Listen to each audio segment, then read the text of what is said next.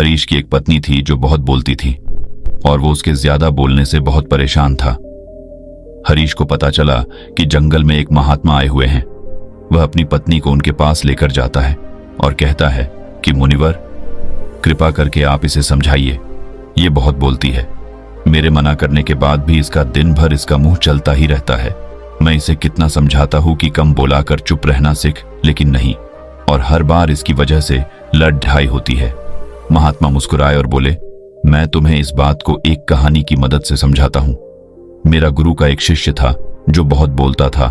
वह हर समय इधर उधर की बातें करता था और कभी शांत नहीं रहता था। जब वह दान लेने के लिए जाता तो हर घर से एक नई कहानी लेके आता और आश्रम के दूसरे शिष्यों को सुनाता, और एक शिष्य की दूसरे से बुराई करता, चुगली करता और दूसरों के सामने अच्छा बनने का प्रयास करता और खुद के मुंह से ही खुद की तारीफ करता रहता और हमेशा खुद को गुरु के सामने सबसे बुद्धिमान और उत्तम साबित करने का प्रयास करता। वह खुद को सभी शिष्यों से अलग और श्रेष्ठ मानता था। उसका कहना था कि मैं एक अमीर घर का बालक, अगर मैं चाहता तो एक आरामदायक और सुविधाओं से भरा जीवन जी सकता, लेकिन मैं वह सब छोड़ कर यहाँ आ गया क्योंकि मुझे खोज करना, खुद को जानना है, जीवन को जानना है। एक दिन गुरु ने आश्रम के सभी शिष्यों को बुलाकर कहा, आप सभी को अगले 1 महीने के लिए कोई न कोई संकल्प लेना होगा। इससे आपकी संकल्प शक्ति मजबूत होगी और आप में आत्मशक्ति का संचार होगा। आप सभी अपने सामर्थ्य के अनुसार कोई भी संकल्प ले सकते हैं, और यदि 1 महीने से पूर्व आप में से जिसका भी संकल्प टूट जाएगा तो वह अपनी पुरानी दिनचर्या में वापस आ सकता है। सभी शिष्यों ने अपनी शक्ति के अनुसार संकल्प लिए और गुरु को अपने अपने संकल्प के बारे में बताकर वहां से चले गए। लेकिन वह शिष्य जो खुद को सबसे अलग दिखाना चाहता था, वह सीधे गुरु की कुटिया में पहुंच गया और बोला, मैं कोई छोटा मोटा संकल्प नहीं लेना चाहता, बल्कि खुद की ही जैसे एक और महान संकल्प लेना चाहता हूं। कृपया आप ही बताएं मुझे क्या संकल्प लेना चाहिए। उसकी यह बात सुनकर गुरु मुस्कुराए बोले, क्या तुम मेरे द्वारा दिए गए संकल्प को पूरा कर पाओगे? क्या तुम्हारे लिए उसे पूरा करना संभव होगा? शायद नहीं, वह तुम्हारे लिए संभव नहीं। तुम उसे पूरा नहीं कर पाओगे, इसीलिए तुम खुद ही कोई संकल्प ढूंढो। शिष्य ने कहा, नहीं गुरुदेव, आप जो भी संकल्प मुझे देंगे मैं जरूर उसे पूरा करूं। गुरु ने कहा, ठीक है, तो तुम अगले 1 महीने तक चुप रहो, मुंह से एक शब्द भी नहीं निकालोगे, यही है तुम्हारा संकल्प। शिष्य ने कहा, गुरुदेव, यह भी कोई संकल्प है? यह तो बहुत ही आसान है। आप कोई संकल्प दीजिए जो मेरी योग्यता के बराबर हो। गुरु ने कहा, पहले तो तुम इस संकल्प को तो पूरा करके दिखाओ। शिष्य ने गुरु की बात मान ली और वह उसी समय चुप हो गया और पलटकर कुटिया से बाहर चला गया। उसे चुप रहना बहुत आसान लग रहा था। उसने एक दिन तो जैसे तैसे चुप रहकर काट लिया, लेकिन दूसरे दिन से उसके मन में ना बोलने का बोझ बढ़ने लगा और तीसरे दिन उसे भारीपन महसूस होने लगा और चौथे दिन उसके अंदर एक अजीब सी बेचैनी होने लगी, क्योंकि आसपास आश्रम के सभी शिष्य एक दूसरे से बातें कर रहे थे। वह भी अपना पक्ष उनके सामने रखना चाहता था, उनकी बोलती बंद कर देना चाहता था, लेकिन उसका संकल्प उसके आ रहा था, इसीलिए वह पूरे दिन सिर्फ और आंखें बनाता। इसी तरीके से कुछ दिन और बीते और वह शिष्य बीमार पड़ गया। उसका सिर फटा जा रहा, उसका खाने पीने तक का मन नहीं था, वह सिर्फ बोलना चाहता था। वह गुरु के पास गया और उनके सामने बैठकर लिखकर उन्हें बताया, गुरुदेव, मैं बोलना चाहता हूँ, बिना बोले मुझे सांस नहीं आ रही है, मेरा दम घुटता जा रहा है, मैं अंदर ही अंदर पागल हुआ जा रहा हूँ, मैं क्या करूँ? संकल्प तो डर दूं क्या? ये पढ़कर गुरु मुस्कुराए और बोले, मैं संकल्प ढाने के लिए नहीं होते, लेकिन जो अपने संकल्प को पूरा कर लेता है वह अपनी आंतरिक शक्ति को बढ़ाता है, और जो अपनी आंतरिक शक्ति को बढ़ा लेता है वो समाज और जागृति की राह पर आगे बढ़ जाता है। संकल्प का लेना भी तुम्हारे हाथ में था और इसे तोड़ना भी तुम्हारे हाथ में है। तुम्हारे बहुत से भाई अपने संकल्प को तोड़कर अपनी पुरानी दिनचर्या पर वापस आ चुके हैं। अगर तुमसे नहीं हो पा रहा तो तुम भी संकल्प तोड़कर अपनी पुरानी दिनचर्या पर वापस जा सकते हो। लेकिन याद रहे, अगर आज तुम इस छोटे से संकल्प को नहीं संभाल पा रहे तो तुम अपनी बाकी की पूरी जिंदगी को कैसे संभाल सकोगे? बाकी फैसला पूरी तरह से तुम्हारे हाथों में है। गुरु की यह बात उस शिष्य के दिल में चोट कर गए। वो बिना कुछ बोले वहां से वापस चला गया और खुद को अपनी कुटिया में बंद कर वह केवल अपने जरूरी कामों के लिए ही कुटिया से बाहर निकलता, बाकी सारे समय कुटिया के अंदर ही बैठा रहा। 15 दिन बीत चुके थे और आश्रम के लगभग सभी शिष्यों का संकल्प अब तक टूट चुका था, लेकिन उसका संकल्प अभी भी जारी था। संकल्प लेने के बाद से अब तक उसने एक शब्द भी नहीं बोला। सारा आश्रम हैरान था कि इतना बोलने वाला इंसान चुप कैसे हो। 15 दिन बीतने के बाद वह दोबारा अपने गुरु के पास गया और लिखकर बताया है, गुरुदेव, मैं बाहर से तो चुप हूं, लेकिन मेरे भीतर बहुत सी आवाजें हैं, बहुत सी चीख पुकार और शिकायतें हैं। मैं अंदर ही अंदर बात करता रहता हूं। मेरा मन तरह तरह के प्रश्न पूछता है। मैं बाहर से जितना मोर, भीतर से उतने ही शोर शराबे से भरा। क्या इस तरह से मेरा संकल्प अभी भी है? गुरु ने कहा, हाँ, तुम्हारा संकल्प अभी भी जारी है, लेकिन जब तक लोगों की ये आवाजें तुम्हारे कानों में पड़ती रहीं, तुम्हारा मन बोलता रहेगा, क्योंकि इसे तो आदत है। तुम भले ही बाहर से चुप रहो, लेकिन तुम अंदर ही अंदर बोलते रहोगे। तुम्हें इन बातों से, इन आवाजों से दूर जाना चाहिए। शिष्य गुरु को प्रणाम कर वहां से चला जाता है और सुबह होते ही अपनी कुटिया छोड़ जंगल की तरफ चला जाता है। कई दिन बीत जाते, संकल्प का समय भी पूरा हो जाता है, लेकिन शिष्य लौटकर नहीं आया। आश्रम में सभी को डर था कि कहीं जंगली जानवर ने उसे खाना लिया हो। इस बीच उसे ढूंढने की बहुत कोशिश की गई, लेकिन वह कहीं नहीं मिला। गुरु भाइयों ने मान लिया था कि जंगली जानवरों ने उसे अपना शिकार बना लिया है, लेकिन गुरु को ऐसा नहीं लगता। एक दिन आश्रम का एक अन्य शिष्य गुरु के पास आया और बोला, गुरुदेव, हमारे उस अधिक बोलने वाले भाई के साथ क्या हुआ होगा? क्या जानवर ने उसे मार दिया होगा? गुरु ने कहा, हो सकता है कि जानवरों ने उसे अपना शिकार बना लिया हो, लेकिन उसके न लौटने की एक दूसरी वजह भी हो सकती है। शायद उसे वह मिल गया है जिसके लिए वह गया था। फिर शिष्य ने पूछा, गुरुदेव, क्या ज्यादा बोलना इतना हानिकारक होता है? गुरु ने बोला, कहा, इंसान के जीवन के बहुत सारे दुखों में से एक दुख यह भी है कि वह कभी चुप नहीं रह सकता, हमेशा कुछ ना कुछ बोलता ही रहता है।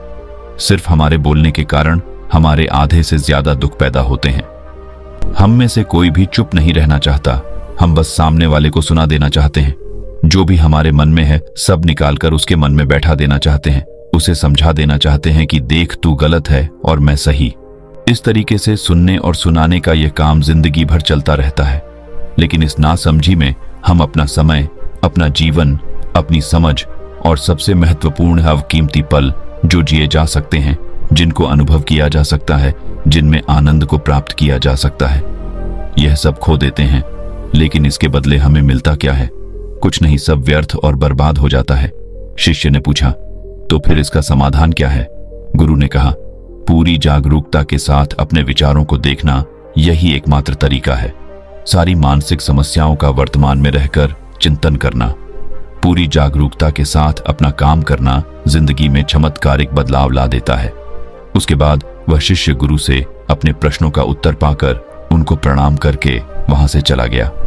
उस शिष्य को आश्रम छोड़ ढकर गए 3 महीने का समय बीत चुका था, लेकिन उसकी कोई खबर नहीं। अब तक तो सभी गुरु भाइयों ने भी उसके वापस लौटने की उम्मीद छोड़ी, लेकिन एक दिन वह आश्रम लौट आता है। लेकिन अब वह नहीं था जो यहां से गया था, वह कुछ और ही बनकर वापस आया था। उसके अंदर एक गजब का बदलाव महसूस किया जा सकता था। उसके चेहरे पर एक गजब का ठहराव और आंखों में बनी शांति थी। आश्रम में आते ही सभी गुरु भाइयों ने उसे चारों तरफ से घेर लिया और बातें करने लग गए। वह भी अपने गुरु भाइयों से बातें करने लगा। उससे बात करने वाले सभी ने यह अनुभव किया कि अब वह पहले जैसा उतावला और बातूनी नहीं रह गया था। उसके मुंह से एक एक शब्द बहुत ही सुलझे हुए और मधुरता के साथ निकल रहे थे। थोड़ी देर तक गुरु भाइयों से बात करने के बाद वह सीधा गुरु की तरफ चला गया। उसने गुरु के चरण छुए और कहा, गुरुदेव, क्या मैं अब भी मौन हूं? क्या अब भी मेरा संकल्प जारी है? गुरु ने कुछ देर तक शिष्य की आंखों में बड़े ध्यान से देखा और कहा, हां, तुम अब भी मौन हो। तुम्हारे मुंह से एक भी शब्द निकल नहीं रहा और तुम्हारा संकल्प अभी भी जारी है। शिष्य ने कहा, गुरुदेव, जब मैं आश्रम से गया तो मैं मुंह से तो चुप था, लेकिन मेरे अंदर बहुत सी आवाजें थी। मन में बहुत से प्रश्न थे और वह बंद नहीं हो रहे थे, तो मैं जंगल में चला गया, इस उम्मीद से कि वहां मुझे शांति मिलेगी और मेरे मन की बकबक कम हो जाएगी। लेकिन मैं जितना एकांत में जाता गया, मेरे अंदर की आवाज उतनी ही तेज होती गई। मेरे भीतर की पुरानी से पुरानी आवाज मुझे सुनाई देने लगी। तब जाकर मैंने महसूस किया कि मैं कितना गलत कर रहा था। जब मैं अपने परिवार वालों, दोस्तों को और गुरु भाइयों को बुरा भला कहता था तो उस समय मुझे लगता था कि मैं सही कह रहा हूं। जब मैं गुरु भाइयों की एक दूसरे से चुगली करता था और उनका मजाक बनाता, तब भी मुझे यही लगता था कि मैं उनसे बेहतर हूं और मैं सही कर रहा हूं। लेकिन उस दिन मैंने पहली बार महसूस किया कि मैं कितना गलत बोलता था।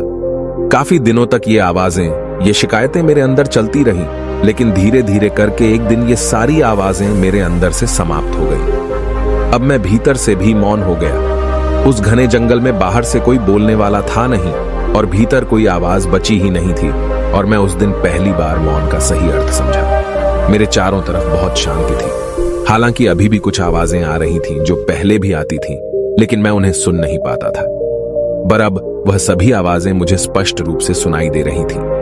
हवा के चलने की आवाज, चिड़ियों के चहकने की आवाज और पानी के बहने की आवाज। ये सभी आवाजें मैंने पहली बार पूरे होश पूर्वक सुनी। अपने चारों तरफ इतनी शांति मैंने पहले कभी महसूस नहीं की थी। तो इस शांति को भंग करने के लिए मैंने पहली बार अपने मुंह से कोई शब्द निकाला।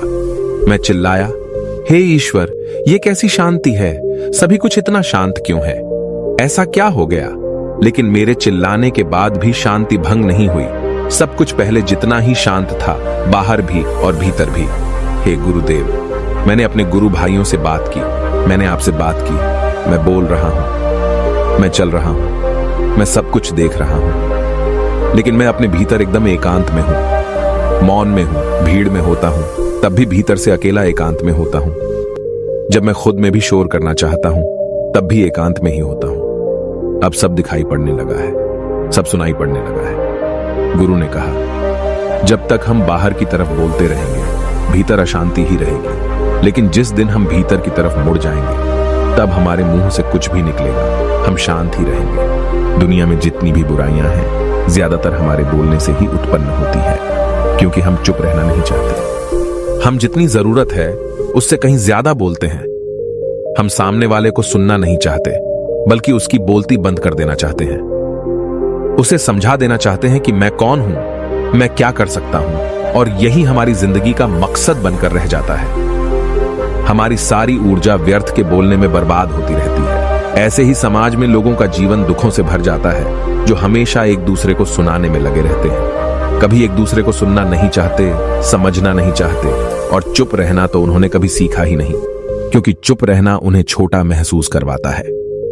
दुनिया की सभी लड़ाइयों का कारण हमारा बोलना ही है।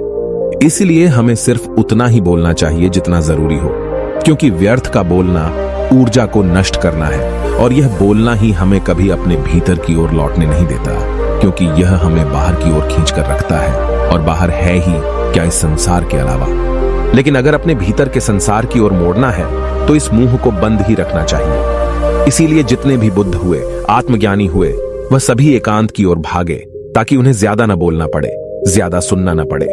वह एकांत में रहे और शांत रहे, इसीलिए आसानी से भीतर की यात्रा कर पाए। लेकिन अगर कोई चाहे तो इस संसार में रहकर भी एकांत में रह सकता है, शांत रह सकता है, लेकिन इसके लिए उन्हें अपनी ऊर्जा बचानी होगी, जिसे वह अब तक अपने व्यर्थ के शब्दों में बर्बाद कर रहे थे। दोस्तों, इस कहानी की सीख यही है कि व्यर्थ का बोलना ऊर्जा को नष्ट करना है। ज्यादा और व्यर्थ बोलना ही हमें अपने भीतर की ओर लौटने नहीं देता, क्योंकि यह हमें बाहर की ओर झुकाए रखता है, और जिन्हें भीतर की यात्रा करनी है उन्हें अपने मुंह को बंद ही रखना चाहिए। मुझे उम्मीद है कि आपको यह कहानी पसंद आई होगी और काफी कुछ सीखने को मिला होगा। कहानी के बारे में अपने विचार आप हमें नीचे कमेंट बॉक्स में कमेंट करके बता सकते हैं। बाकी अगर ये कहानी आपको अच्छी लगी हो तो इस वीडियो को लाइक करें, और ऐसी और कहानी सुनने के लिए डे इंस्पायर्ड यूट्यूब चैनल को सब्सक्राइब करें। तब तक मिलते हैं हम आपसे ऐसी ही एक और प्रेरणादायक कहानी के साथ अगले दिन। धन्यवाद।